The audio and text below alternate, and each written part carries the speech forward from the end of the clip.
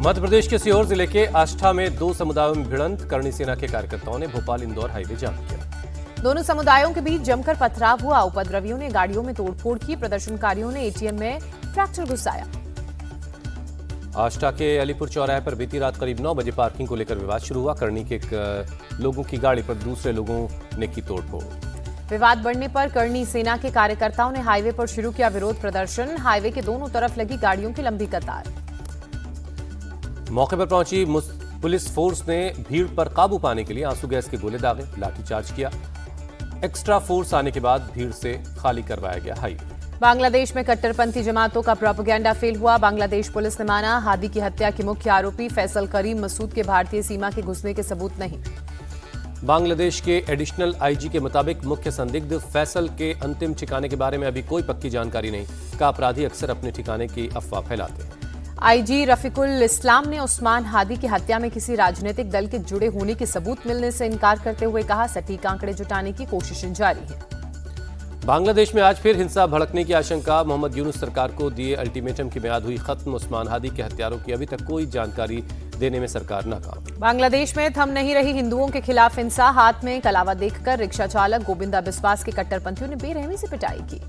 कट्टरपंथियों की भीड़ ने गोविंदा पर भारत का जासूस होने का आरोप लगाया। बड़ी मुश्किल से पुलिस ने घायल बिस्वास को रेस्क्यू किया। बांग्लादेश में हिंसा के बाद भारत का बड़ा फैसला। चटगांव में भारत ने वीजा सेंटर सस्पेंड किया। अगले आदेश तक चटगांव में वीजा सेंटर सस्पेंड। बांग्लादेश में जारी हिंसा पर आरएसएस चीफ मोहन भागवत ने जताई चिंता। कहा, वहां हिंदू अल्पसंख्यक हैं, उनके सामने हालात मुश्किल हैं, उन्हें एकजुट रहना होगा। कोलकाता में संघ की 100वीं सालगिरह के कार्यक्रम में मोहन भागवत ने दुनिया भर के हिंदुओं से बांग्लादेश के हिंदुओं की मदद की अपील की। कहा, भारत सरकार को भी ध्यान देना होगा।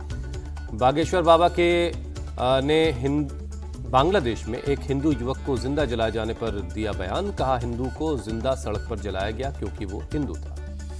बांग्लादेश में हिंदुओं पर हमले के खिलाफ भारत में शुरू हुआ विरोध प्रदर्शन। दिल्ली में हिंदू संगठनों ने फूंका मोहम्मद यूनुस का पुतला, विरोध जताया।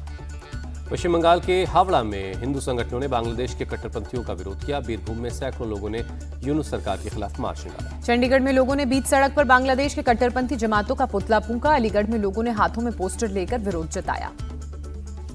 केंद्रीय मंत्री रामदास अठावले ने बांग्लादेश में हिंदुओं के खिलाफ हो रहे अत्याचार पर कहा, यह अच्छी बात नहीं है। रामदास अठावले ने कहा, बांग्लादेश में कुछ लोग भारत को बदनाम करने की कोशिश करते रहते हैं। बांग्लादेश हमारा पड़ोसी देश है और उसके साथ हमारे संबंध हमेशा अच्छे रहे हैं। महाराष्ट्र निकाय चुनाव में महायुति की चली आंधी। महाविकास अघाड़ी साफ। महायुति ने नगर परिषद अध्यक्ष के 207 पद जीते। महाविकास अघाड़ी को 44 पर जीत मिली। निकाय चुनाव में बीजेपी ने 117, शिवसेना ने 53 और एनसीपी ने 37 पद जीते। कांग्रेस को 28, शिवसेना यूबीटी ने 9 और एनसीपी एसपी को 7 पद हासिल हुए। यूपी विधानसभा में आज पेश होगा 2025-26 का अनुपूरक बजट। वंदे मातरम पर 5 घंटे की होगी चर्चा। यूपी के डिप्टी सीएम ब्रजेश पाठक ने कहा, सरकार की प्रतिबद्धता 25 करोड़ जनता के प्रति है। हर स्थिति में सरकार आम लोगों के साथ खड़ी है। लखनऊ में एसआईआर को लेकर बड़ी मीटिंग। सीएम योगी समेत यूपी बीजेपी के सांसद और विधायक शामिल हुए। एसआईआर में अनट्रेसेबल वोटर्स को लेकर मंथन हुआ। डिप्टी सीएम ब्रजेश पाठक ने कहा, एसआईआर वोटर लिस्ट का शुद्धिकरण। बिहार के नतीजों से अखिलेश यादव को 2027 का एहसास। हार छिपाने के लिए एसआईआर पर ठीकरा फोड़ रहे हैं। राष्ट्र प्रेरणा स्थल के लोकार्पण समारोह को लेकर मंत्रियों के साथ सीएम योगी की समीक्षा बैठक। 25 दिसंबर को अटल जयंती पर लोकार्पण करेंगे पीएम मोदी।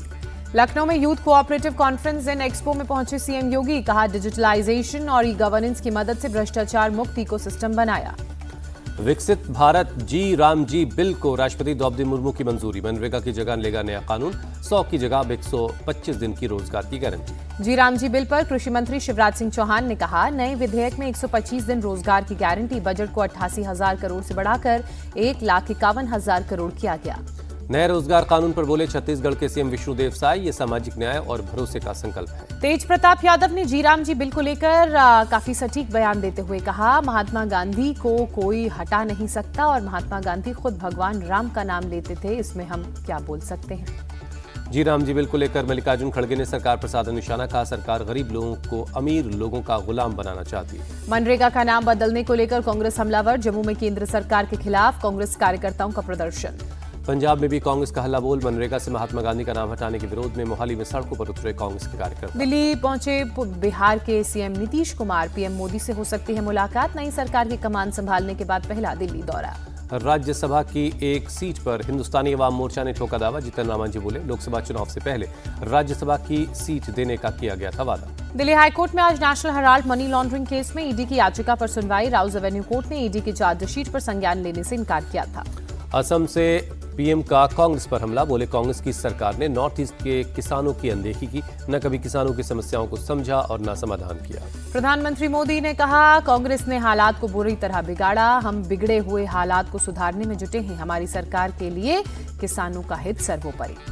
पीएम बोले, कांग्रेस राज में कई खाद प्लांट बंद हुए, हमारी सरकार आने के बाद शुरू किए गए, हम बहुत जल्द डिमांड और सप्लाई की खाई को भर देंगे। प्रधानमंत्री का कांग्रेस पर बड़ा हमला। कहा, कांग्रेस देश विरोधी सोच को आगे बढ़ा रही है, वोट बैंक के लिए एसआईआर का विरोध, ये कुछ भी कर ले, एक भी घुसपैठिया नहीं बचेगा।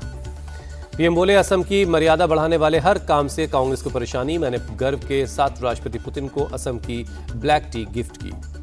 आरएसएस प्रमुख मोहन भागवत का बड़ा बयान। कोलकाता में बोले, बीजेपी के जरिए संघ को समझना ठीक नहीं, संघ को देखकर ही संघ को समझे। मोहन भागवत बोले, आरएसएस को लेकर कुछ लोगों में गलत नैरेटिव है, संघ का निर्माण किसी के विरोध में नहीं, संघ का काम नहीं है कि काम जाने, हमारा कोई राजनीतिक उद्देश्य नहीं है। बंगाल में हिंदुओं को जिस तरह से ट्रीट किया जा रहा है, उनकी दुर्दशा पर मोहन भागवत ने चिंता जताई। कहा, हिंदू समाज एक साथ खड़ा हो तो बंगाल में परिस्थिति बदलने में समय नहीं लगेगा। मुर्शिदाबाद में बाबरी मस्जिद निर्माण को लेकर मोहन भागवत ने इसे एक पॉलिटिकल साजिश बताया। बोले, ये मंदिर मस्जिद वाला झगड़ा शुरू करने की साजिश है। टीएमसी नेता कुणाल घोष ने आरएसएस प्रमुख मोहन भागवत के बयान पर कहा, हमारे विचार मोहन भागवत के विचारों से नहीं मिलते। कुणाल घोष का बयान। बोले, अगर मोहन भागवत बांग्लादेश के बारे में कुछ कहना चाहते हैं तो उन्हें केंद्र सरकार से बात करनी चाहिए। माउंट आबू की घुमावदार पहाड़ियों पर हादसे का शिकार हुई बस, 18 यात्री बुरी तरह से जख्मी, 6 की हालत नाजुक। ड्राइवर की लापरवाही से तेज रफ्तार बस बेकाबू हो गई। खाई की सेफ्टी वॉल से 2 बार टकराने के बाद सड़क पर पलट गई। बस में 55 लोग सवार थे। कानपुर के संजय नगर में एक युवक ने स्कॉर्पियो से सड़क किनारे खड़ी गाड़ी को मारी टक्कर, पुराने विवाद की वजह से मारी टक्कर। यूपी के सुल्तानपुर में स्वस्थ शख्स को बीजेपी विधायक सीताराम वर्मा ने व्हील चेयर सौंपी। कार्यक्रम के बाद वो शख्स अपने पैरों पर खड़ा होकर व्हील चेयर लेकर जाता हुआ दिखा। लखनऊ में नकली मार्कशीट बनाने वाले अंतर्राज्यीय गैंग का खुलासा हुआ। गोमती नगर में पुलिस ने 3 आरोपियों को गिरफ्तार किया। आरोपियों के पास से 2 लाख कैश और 923 फर्जी मार्कशीट समेत कई चीजें बरामद हुई। 25,000 से 4 लाख में 25 यूनिवर्सिटी के बनाते थे मार्कशीट और डिग्रीज। वडोदरा के नंदेसरी ब्रिज पर एक युवक को लोगों ने रेस्क्यू किया। गाड़ी से टक्कर लगने के बाद युवक ब्रिज की दीवार पर लगे बिजली के खंभे में लटक गया था। बीएसएफ के भर्ती नियमों में बड़ा बदलाव। कांस्टेबल भर्ती में 50% पद अब पूर्व अग्निवीरों के लिए आरक्षित रहेगा। गृह मंत्रालय ने अधिसूचना जारी की। पूर्व अग्निवीरों को फिजिकल स्टैंडर्ड टेस्ट और फिजिकल एफिशिएंसी टेस्ट से छूट। उम्र सीमा में भी राहत। 10% सीटें पूर्व सैनिकों के लिए रिजर्व रहेंगी। राजस्थान के झुंझुनू में मंदिरों के बाहर भीख मांग रहा एक इनामी हिस्ट्री शीटर गिरफ्तार। पहचान छिपाने के लिए सिर मुंडवा रखा था। कन्नौज में पूर्व सपा नेता नवाब सिंह यादव की संपत्ति कुर्क की गई। कोर्ट के आदेश पर 8 करोड़ से ज्यादा की 5 संपत्तियों की कुर्क की। गैंगस्टर केस में जेल में बंद है नवाब। बलिया में ऑपरेशन लंगड़ा एनकाउंटर में आयुष हत्याकांड में शामिल 4 आरोपियों के पैर में लगी गोली। 5वां बदमाश पुलिस की घेरेबंदी में गिरफ्तार हुआ। ताबड़तोड़ एनकाउंटर से अपराधियों में खौफ। बलिया में पूर्वांचल के मोस्ट वांटेड रॉबिन सिंह का थाने में सरेंडर। आयुष और मंटू हत्याकांड में भी तलाश। मुरादाबाद पुलिस को बड़ी कामयाबी। 340 करोड़ की जीएसटी घोटाले में फर्जी चार्टर्ड अकाउंटेंट गिरफ्तार। पूछताछ में कई और बड़े नाम के सामने आने की उम्मीद। उत्तर प्रदेश के बागपत में ईस्टर्न पेरिफेरल पर मछली लदा ट्रक पलटा। लोगों में मछलियों को लूटने की होड़ मची। फतेहपुर में तेज रफ्तार बाइक से टक्कर में ई रिक्शा चालक की मौत। टक्कर के बाद ई रिक्शा पूरी तरह पलट गया। बाइक सवार समेत ई रिक्शा में बैठे कई लोग जख्मी हुए। यूपी के महोबा में तेज रफ्तार डंपर से कुचलकर युवक की मौत हुई। स्थानीय लोगों ने ड्राइवर को पीट कर अधमरा किया।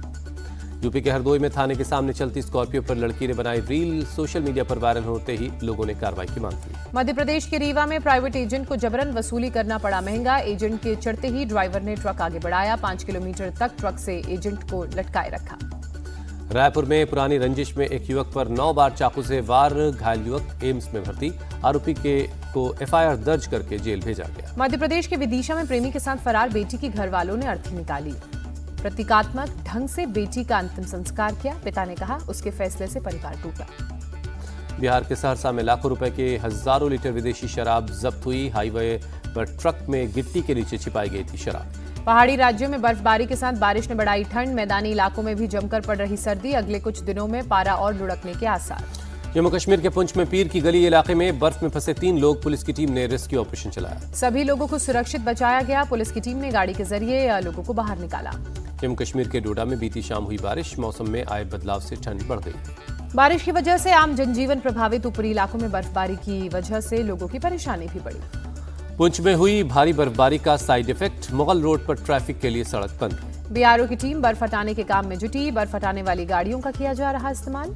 जम्मू कश्मीर के गुलमर्ग में ताजा बर्फबारी हुई, तापमान में दर्ज की गई गिरावट। बर्फबारी की वजह से सफेद हुआ पूरा इलाका, घरों पेड़ों पर जमी बर्फ की मोटी परत। केंद्रीय कृषि मंत्री शिवराज सिंह चौहान ने दोस्तों के बीच गाया दोस्ती का गीत, भोपाल में अपने स्कूल के एलुमनाई मीट में हुए शामिल। पूर्व पीएम अटल बिहारी वाजपेयी की जन्म शताब्दी पर इंदौर में कार्यक्रम का आयोजन, सीएम डॉक्टर मोहन यादव शामिल हुए, उपराष्ट्रपति भी मौजूद रहे। अटल जी के जन्मदिन पर एमपी को मिलेगी बड़ी सौगात, 25 दिसंबर को कई औद्योगिक इकाइयों का लोकार्पण करेंगे गृहमंत्री अमित शाह, सीएम डॉक्टर मोहन यादव ने बताया। बिहार के नालंदा में नालंदा साहित्य महोत्सव की शुरुआत राज्यपाल आरिफ मोहम्मद खान और कांग्रेस सांसद शशि थरूर ने किया उद्घाटन। नालंदा में साहित्य के कार्यक्रम के आयोजन पर राज्यपाल ने जताई खुशी, बोले नालंदा ज्ञान की ऐतिहासिक भूमि है। लखनऊ में गुलदाउदी और कोलियस के फूलों की प्रदर्शनी, रंग बिरंगे फूलों से गुलजार हुआ एनबीआरआई का सेंट्रल लॉन। फूलों की प्रदर्शनी देखने के लिए लोगों की भीड़ जुटी, कई लोग सेल्फी लेते नजर आए। पाकिस्तान के पूर्व पीएम इमरान खान ने समर्थकों से देशव्यापी प्रदर्शन के लिए तैयार रहने की अपील की, सरकार ने रावलपिंडी की सुरक्षा बढ़ाई। इमरान खान अपनी और अपनी पत्नी बुशरा बीबी की सजा के खिलाफ इस्लामाबाद हाई कोर्ट में अपील करेंगे। निचली अदालत ने तोशाखाना के मामले में दोनों को 17 साल की सजा सुनाई। भारतीय महिला क्रिकेट टीम ने विशाखापट्टनम में श्रीलंका को 8 विकेट से शिकस्त दी। 5 मैचों की T20 सीरीज में भारत 1-0 से आगे। श्रीलंका की महिला टीम ने पहले खेलते हुए 122 रनों का लक्ष्य दिया, भारत ने 15वें ओवर में 2 विकेट खोकर जीत हासिल कर ली। भारत की तरफ से जमाइमा रॉड्रिक्स ने नाबाद 69 रनों की पारी खेली, स्मृति मंदाना ने 25 रन बनाए, जमाइमा बनी player of the match. Team India की बल्लेबाज स्मृति मंदाना ने रचा इतिहास, T20 इंटरनेशनल में 4000 रन पूरे करने वाली पहली भारतीय महिला खिलाड़ी बनी। अंडर 19 एशिया कप का दूसरी बार चैंपियन बना पाकिस्तान, फाइनल में भारत को 191 रनों के बड़े अंतर से हराया।